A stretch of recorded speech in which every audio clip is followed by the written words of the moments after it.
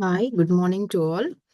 This video lecture, we are going to discuss about how an instruction is being executed in a system. Okay, we will see what are the procedures involved in executing an instruction. So this comes in the Unit 3, Basic Processing Unit.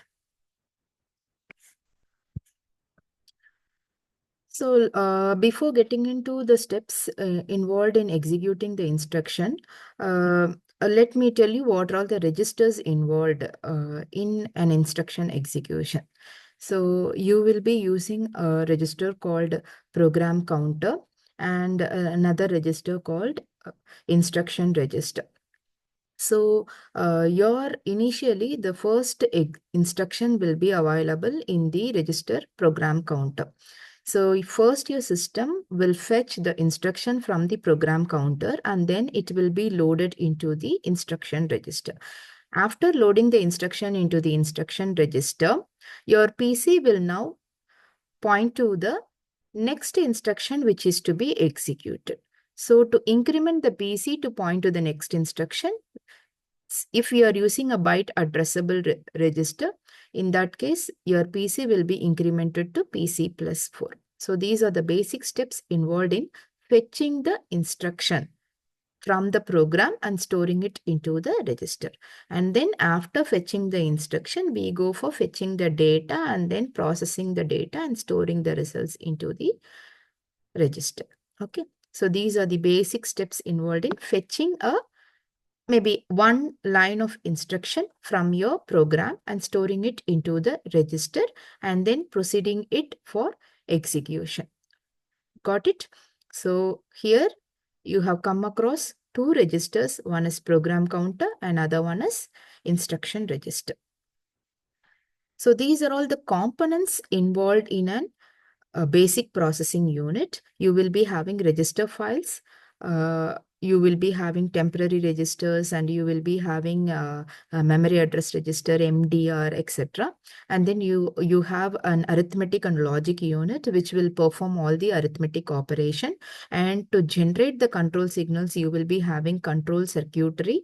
Then as I told you, instruction register will be fetching the instruction that has to be executed.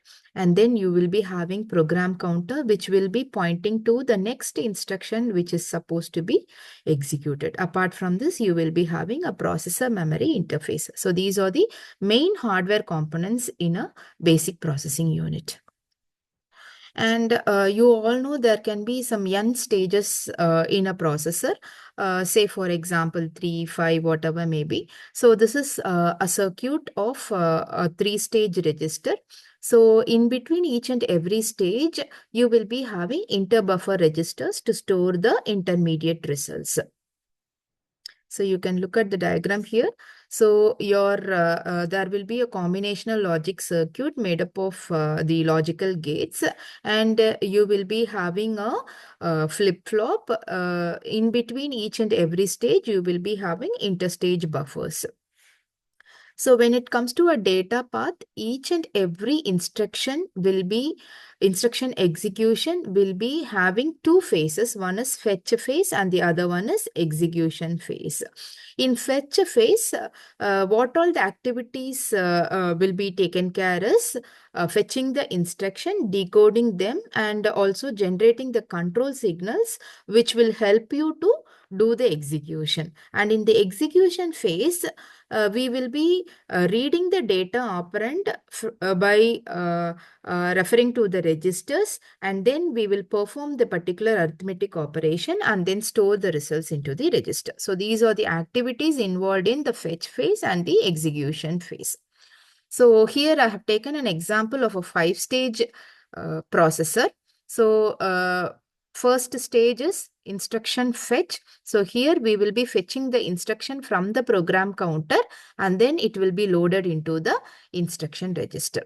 And after the instruction is being fetched, then the next step is we have to collect the data operands. Stage 2 is getting the data operands from the source registers.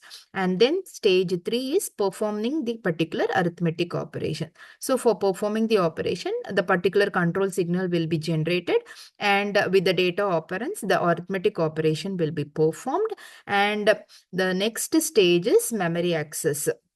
So if we want to store it into the memory, from the temporary register, you wanted to store it into the memory, or you wanted to store it into a permanent register. So any type of memory access comes into the fourth stage. And finally, fifth stage, you wanted to store the results into the destination register. So here I have taken an example of a 5-stage register. So these are the 5 stages involved in executing an instruction and storing the results into a register or maybe a memory. So let us see one example. So I have taken an example. Sample instruction is add R3, R4, R5. So in this case, it is a three address instruction. So here R4 and R5 are the data, and the results will be stored in R3. That is, R3 is equal to R4 plus R5. So as I told you, these are all the steps involved in executing the instruction. First, the data will be fetched from the program counter and stored in the memory. Then we have to read the memory. Then the data will be stored into the instruction register, and PC will be incremented to PC plus 4. So this is common for all the instruction. Reading one instruction from the program and storing it into the instruction register. So after that, we go for decoding the instruction. So when we decode the instruction, we can find out what are all the source registers required. So after that, after decoding, we fetch the data operands from the register 4 and 5 and store it into the temporary register RA and RB. Then the data is fed to the ALU, and ALU will perform the addition operation, and the results is stored in a temporary register. Here in the instruction, we have taken the register R3, R4 and R5.